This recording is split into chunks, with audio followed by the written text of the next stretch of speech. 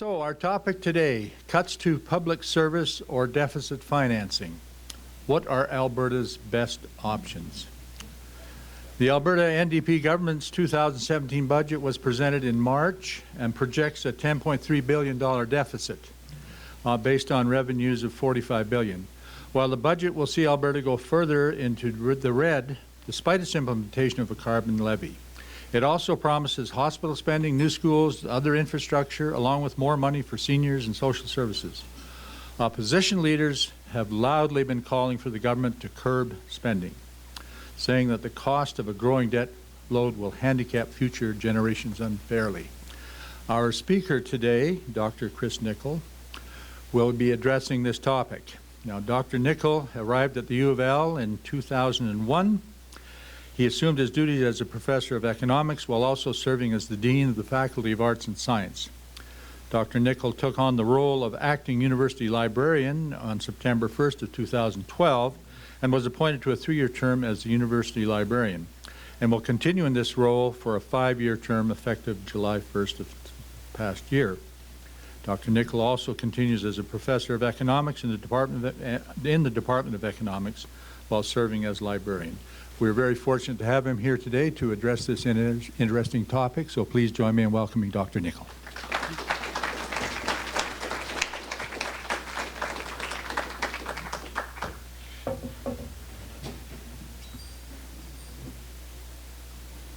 Thanks very much for the kind introduction. I suppose I should lean in here, as the saying goes, thanks somewhere for the water. So, yeah, I just wanted to clarify a couple of things before I start. I'm speaking today as an economist, not as a representative of the University of Lethbridge of any kind, in the sense that I do hold an administrative position over there, but these are my own views and perspectives on this, and so I'm speaking as a member of the economics department and a professor of economics. And of course, I chose to put up here this background, which you'll see, and I thought that people would probably be wondering what the background was. So I put the actual photograph on the bottom left-hand corner there too, so you could kind of see what that is a bit better. And this is me in Scotland, Lorraine, my wife, having taken this photograph a couple of years ago when we were in Edinburgh. And this is on the Royal Mile in Edinburgh, and me standing by the the statue of Adam Smith, who is another famous, well, the most famous economist from Scotland, probably. So that's just a little bit of levity there. So the presentation today, what I'm going to talk about, I'm basically going to run through a little bit of background initially around debts, deficits, and so forth. Talk a little bit about the structure of the recent Alberta budget, which came down, and also in that context talk about debts more generally from a perspective of different jurisdictions, including our own, but also around the world, and how that's viewed. Also be looking at a bit of a comparison across provinces of spending patterns that we see, the aggregate levels of spending at the government level in particular. There's often some discussion and view taken that we should look at what other jurisdictions are doing and ensure that we're not too much out of line with them in developing our fiscal policies. Also, we'll contrast the revenue generation within the budget framework in Alberta with what's the case in other jurisdictions. Debts, deficits, sales taxes, these are things which are dear to the lives of Albertans, I think, and one can always have a really good conversation about these things. It comes down in the end to making some fairly fundamental choices about how we want to live our lives and how we want to see government support some services, and public services in particular, which might not otherwise be made available. And so once I've been through those things, I guess we then have lunch is the format, and then we have a Q&A session after that. So why do we borrow as governments? We borrow in general, hopefully, and for the most part in the context of economies around the world, so that we can raise the future productivity of the economy. So in other words, We want to build infrastructure which will support economic activity, transportation infrastructure, healthcare infrastructure, things of that sort. And so it makes sense to do that often because one can't rely on having all of the resources to build all those projects at a single point in time, and capital markets are out there, so you can borrow funding to finance them. And this is similar to what you're doing in your lives, in your own lives. At certain points in life, one is engaged in post-secondary education, perhaps, or in education. You're building your human capital. You're making yourself more productive. Sometimes you're spending money. Sometimes you're borrowing money to do that activity. You're then perhaps borrowing money to buy a house to support your family and make that family unit more productive. And so we all are familiar with borrowing. One's often given the example that, well, you know, if I borrow continuously, then and I'm not paying it back, then that's not a good thing because eventually everybody has to pay back their debt. Well, while that's true of individuals, at the level of an economy is an infinitely lived organism, or economic agent, if you like. It goes on forever, basically, unless the world ends. And so there are always new opportunities which arise whereby you can participate in those opportunities and make the economy more productive, increase the total value of goods and services available to everybody, and everybody benefits from that. At a certain point, though, once you borrow funds, you know yourself, the bank will only lend you so much based on what your cash flow is to repay that. And so it's important that if one is borrowing funding, that you can actually service that debt by paying the interest rates that you're being charged for those borrowed funds. In Alberta, of course, there seems to be a very significant aversion to having any debt whatsoever. This is a comparison slide from the budget, which shows the debt to GDP ratios of the provinces in 2015. And so the government, in their presenting of the budget, talked about how Alberta is low in terms of its debt to GDP ratio relative to other jurisdictions in the country. Even BC, Saskatchewan, our closest neighbors, 8% debt to GDP ratio in Saskatchewan relative to 6% in Alberta. So the argument being, well, we're not carrying a lot of debt, so the economy could actually support that. This is 2015-16 data. It's, I think, instructive to look. Well, before I do that, perhaps this is a graph which it perhaps hard to see along the bottom. These are countries' debt to GDP ratios around the world, and at the bottom end here, we've got countries with the lowest levels of debt to GDP, and at the top end, we've got the countries with the highest levels of debt to GDP. So at the top end, the debt to GDP ratio there is of the order of 180%, and that's Greece. Canada, though, is kind of in the middle of the pack here, with a debt to GDP ratio just around about just under 120%. So when the EU created the euro and the European monetary system, in order to be admitted to that, they were using a rule of thumb for debt to GDP ratios for people who they would admit to that system of about 60%. So if you wanted to be admitted, that was where you had to be from the point of view of your fiscal situation. You had to be in that sort of frame there. Since then, and with the financial crisis, there's been quite a bit of change in that in the context of some of those key players, Germany, France, and so forth. Their debts to GDP ratios have risen quite significantly as a result of the financial crisis of a few years ago.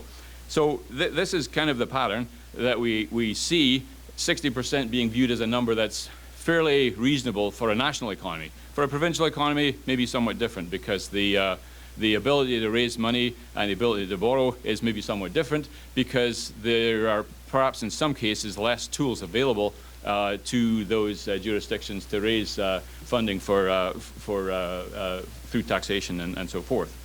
So this goes back to the Alberta case in particular, where again this is a slide from the provincial budget, and the line that or the arrow here at the bottom, this is showing you how debt in Alberta is going to evolve over the next several years. So the current estimate for the 2017-18 fiscal year is at 45 billion in debt, with that growing to 58.7 billion in 2019 and 71 billion in 2020. And below that, the right-hand arrow, you can see the percentage debt to GDP ratios in those different years. So 6.1%, that was on that previous slide which I showed you, which compared the debt to GDP ratio in Alberta with other provinces across the country for the 2015-16 fiscal year. But as you see, in the 2017 forecast, we're already up to 10.6%, and then we're going to get up to 13.8%, 17.1, 19.5. So there's a fairly steep profile here to how that's changing over time. These are the expenses associated with those debts that are being racked up in a sense. So in any given fiscal year, the amount that you have that you're spending over and above your revenues, that'll be the current year deficit. So these are the current year deficits which accumulate with the debts that we've accumulated in the past to come up with that whole total debt figure that we have in the previous slide. So down at the bottom here, you can see how the deficit is evolving over time. It's estimated to be of the order of 10.3 billion in 17-18, projected to go down over time, but still adding to total debt. So although these numbers are declining over time, total debt is still rising, okay? And so one of the reasons for that, of course, is because the revenue to support those expenditures is driven by personal income taxes, corporate income taxes, a range of other things, non-renewable resource revenues. So here you can see how revenues are evolving over time with revenues, as was noted in the introduction, in 2017-18 being around about 45 billion and progressing to 47.6 in the next fiscal year, 51.7 in the next fiscal year. But if you contrast that with spending, you can see that spending is increasing at a faster rate so that we are still running deficits over time. This slide gives you some idea, and I apologize if the numbers are a little small there, a bit of an idea of how we compare with other provinces. Ontario and Manitoba, they haven't brought down their budgets yet. So these numbers are for the current fiscal year, for the 16-17 budget cycle. For BC, Saskatchewan, and Alberta, these provinces have all issued their budgets. And insofar as BC is concerned, they're going to be spending through 17-18 50.1 billion, Saskatchewan 14.8 billion, Alberta 54.8 billion. GDP in the different provinces is listed in the second column here, 249 billion in GDP in BC, Saskatchewan, relatively smaller economy, 79 billion, Alberta, 326 billion, somewhat bigger than the BC economy in terms of GDP, which is interesting because in the next column you'll see population. Our population in Alberta from recent census data is about 4.2 million, whereas in BC it's 4.7 million. So spending per head of population in BC is of the order of 10,500 per year, and in Saskatchewan about 12,600, and in the case of Alberta about 13,000. So often people will say, well, you know, clearly we're spending more per capita in Alberta than in these other jurisdictions, and that's necessarily a bad thing, and so with that driving debts and deficits, then we have to get things under control. But if you compare expenditures at the government level with the size of the economy, in the case of BC, government spending as a portion of the economy in British Columbia is about 20%, whereas in Alberta it's more like 16.8%. So the economy is better able to support that increased level of spending, and I suppose it would be argued perhaps by some that we're spending more money because we're providing better services. Now, I think one would need to obviously analyze that in some detail as to whether that's true or not. But certainly that's an argument one could make. You know, we've got a better healthcare system, some might argue, than in BC because we're putting more money into that per head of population, so we should have a better system. It might be, though, that just because the economy was growing for a long period of time and we're trying to attract people here to fill a lot of vacancies for which there was a lot of demand to fill those vacancies and not many qualified people going around. It might actually be that that bid up the wages that we're paying to people, and so they're not any more productive than someone in another jurisdiction. So one has to kind of look at those questions quite closely, but certainly you could argue either way on that, and I present that just to give you a sense of that. In terms of where the money is actually coming from, some of the major sources of of revenue are obviously from income taxes, from corporate taxes, from sales taxes, and from resource revenues, although provincial sales tax is not in Alberta.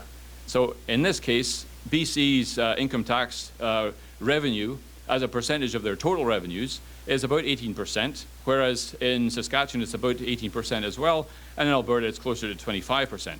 So income taxes is making up a much bigger proportion of the revenue base in Alberta than in BC or Saskatchewan. Corporate tax is also higher, about 8.7% in Alberta relative to the total spending, and the total revenues rather, and in Saskatchewan about 5%, and in BC about 6.7%. In BC and Saskatchewan, of course, these jurisdictions have sales taxes, so their sales taxes are making up in BC about 13% of their total spending, of their total revenue rather, and about 14.4% in Saskatchewan. So in Alberta, of course, we don't have a tax, a provincial sales tax at this point. We can also look at resource revenues. In Alberta, resource revenues are about 8% of total revenues. In Saskatchewan, about closer to 10% of total revenues, and in BC, about 4.5%. So this is how things are being financed. These are the revenues that are supporting the activity, and so the various jurisdictions have chosen different tax models in order to support the expenditure activity of the government. And you know, there are obviously then choices to be made, different ways of doing things. Alberta, in the current fiscal situation, the current economic conditions, has chosen to maintain operational spending through borrowing. A lot of that borrowing is being used to finance various capital projects, which is a good thing, many would argue, because it increases the future productivity of the economy, and future generations, of course, have to pay back the debt, but the future generations are going to benefit as well from that increased productivity in the economy. So the notion that, oh, we're borrowing and future generations have to pay this off, fair enough, that's maybe a point up to a certain extent, but if you're borrowing to increase the supports and to increase the productivity of the economy and future generations are benefiting from that, there's something of a trade-off there. And as long as those two things are fairly well aligned, then that's probably acceptable. On the other hand, though, in the current conditions, some portion of that borrowing is going to support current consumption, current spending, with a view to actually not reducing spending and not increasing taxation, so that programs are maintained. And so one could certainly talk about, well, maybe we should be running a smaller deficit and cutting back on spending, and or increasing taxes in various ways, because there will be a limit to how much we can borrow over time. As you saw, the level of borrowing is increasing significantly over time, and there's got to be a point at which that's got to stop, because we'll reach some of these thresholds where it won't be possible to borrow the funds you need to refloat these bonds that are coming up for renewal, and or the cost of borrowing is going to be extremely high, because bond rating agencies will say, well, your economy is not in very good shape. We don't think you're a very good risk for servicing your debt, so we're going to charge you more interest-wise. And so debt servicing costs will go up. Currently, though, the choice in this particular context has been made in this way, I think, because, in part, the economy has been slow to recover. We're still experiencing unemployment in Alberta of the order of 8+%. Depending on which part of the province you're living in, that number can be higher and can be a little bit lower. And so the economy hasn't bounced back in the way that one would expect. So increased taxation or reduced government spending to actually deal with the issue around how much we're borrowing or how much the deficit is would have a further negative effect on the economy. You can't pull money out of the economy without that having effects where employment and unemployment would be affected by that. So as the recovery progresses, if you're trying to pull more money out of the economy, there's less people employed, less people to spend, and less economic activity going on. And so the decision that has been made in this particular case to wait and see a little bit over recovery. Because as the economy recovers, as more people are employed, that will generate increased levels of income tax, increased levels of corporate tax, and indeed, as the resource prices recover, there would be additional revenues from that source as well. The possibility of trying to mitigate how quickly the costs are rising, though could certainly be looked at. The comparisons of salary levels for different kinds of jobs across the provincial economy relative to other provincial economies across the country sometimes indicates that wage levels are perhaps on average higher here for certain kinds of occupations. And so, of course, in the public sector, a large portion of the billions of dollars being spent on out of the government budget is going towards people. It's going towards paying people's salaries. At least half of the budget is being spent on that. And so one way in which you could try to control that would be by looking at ways to reduce the rate of increase of salaries over time. And certainly, I think a variety of governments have tried to do that, and there's different ways you can go about approaching that. So certainly, that's one area where the payoff to getting some amelioration in rates of increase of that is quite big, because it's a huge part of the budget, what people's compensation is and how much they're being paid. Saskatchewan, on the other hand, is a nice contrast to look at, because it's a fairly similar economy in terms of the kinds of activities going on there. There's a lot of resource extraction activity going on, a lot of government services being provided as well. They've chosen a somewhat different route, in the sense that rather than allowing the deficit to get larger in the way that the Alberta government is doing, they've chosen to increase taxes to some extent and reduce spending in a number of areas. Some of the key areas in which spending is being reduced in Saskatchewan are in the K-12 education system, also post-secondary education, and also there's reduction on the money going into job training programs. As well as that, of course, there's increases in provincial sales tax.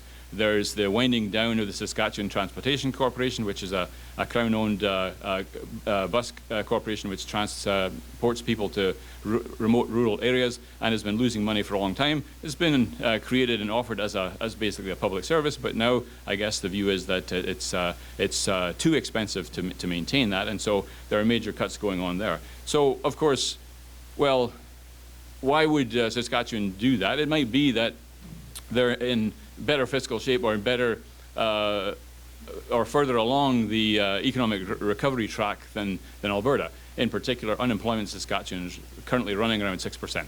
So it might be argued, well, more people are employed. The people who are employed can pay a little bit more to support keeping the debt and the deficit a little bit lower. And so that's the choice which has been made in Saskatchewan, is to, rather than allow debt to grow at a rapid rate, it still is growing because they are running a deficit, but it's not growing as rapidly as we see in Alberta.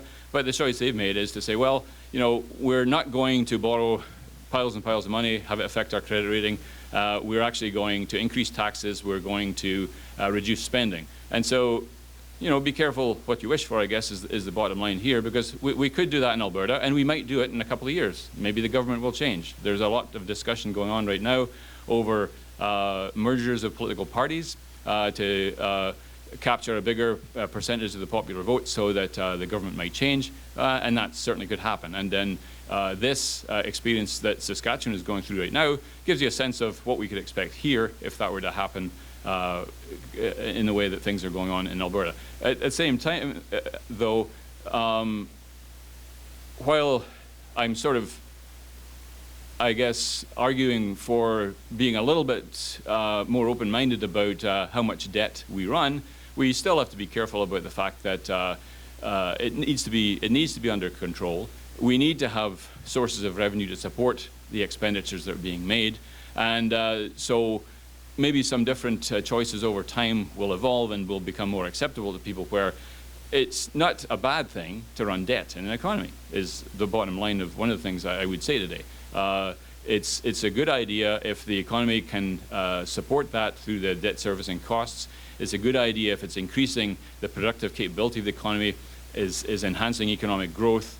And in fact, there's a number of studies, OECD, the Organization of Economic Cooperation and Development, the International Monetary Fund, which show that a certain level of debt is a good thing for an economy if it's increasing productivity because it's generating increased growth than you would otherwise see. And sometimes it's actually not a good idea to pay down the debt. This is based on one of the recent papers that's out from the IMF, the International Monetary Fund, showing that for some economies where they have room to service the debt that they're floating, it's not a good idea to actually pay down and get rid of the debt totally.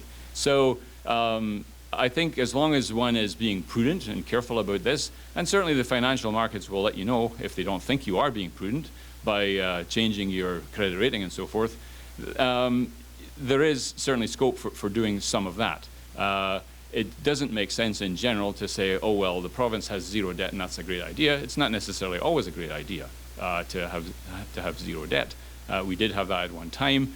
Right now we're running deficits pretty much every year for a few years, and that's meaning the debt's accumulating. So that debt needs to be kept under control. We can't afford to let it get out of hand because that will have some obviously negative consequences. You lose control over the game in that context. So I think I've used my time almost.